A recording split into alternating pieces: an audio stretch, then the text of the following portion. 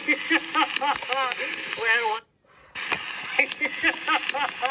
well, while I was down in New York, I wanted to get Nancy something for a wedding present. Every time I go anywhere, I bring Nancy something as a peace offering. At least that's what the neighbors call it. So I got her all the good music there was in the world, yes, sir. I bought her a Victrola. Well, I wish you could have seen Nancy when I brought it home. We shot it up in the setting room. We would have shot it in the parlor, only Nancy said all the neighbors would be coming in to hear it, and she wasn't going to have them cracking mud all over her new ingrain carpet. Gosh, we couldn't hardly wait till supper was over to set it to playing, and I don't think either one of us ate very much. I was anxious to get it to going. I helped Nancy wash the dishes. I asked Nancy if I hadn't better call in the neighbors, but she said no. Just set it to playing, and human nature will do the rest.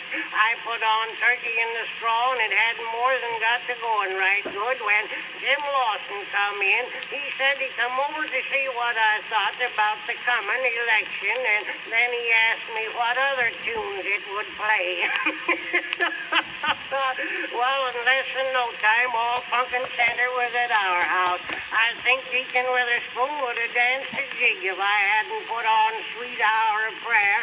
It played some grand opera music that Hank Weaver said was just as good as a trip to Europe.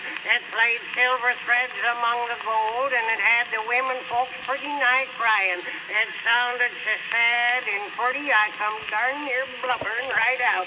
We shut it up with the telephone and played jazz music, and Hickory Corners got the telephone gal to connect them with our house, and they had a dance.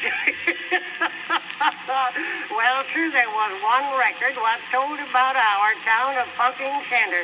It told about Jim Lawson and me and Nancy, Deacon Witherspoon, Cy Pettingill, and Hank Weaver, Rube Hendricks, Lige Willett, and about everyone in Funkin' Center. First one would laugh and then the other. It all depended who the joke was on. Cindy Lawson got madder than a wet hen when it told about her. She said whoever did the talking on that record was hard put for something to do. Gosh, I never laughed more in my life at one time. Then it played a band tune, and it was so natural. You could just see the soldiers marching, and you could hear the cannon shooting and the bugles blowing, and then it finished with the Star-Spangled Banner. We all tried to sing it, and I'll be darned if any of us knowed it all the way through. Jim Lawson got as far as the dawn's early light, and he sung that 8 times. Hank Weaver said he guessed Jim knowed it was daylight by that time.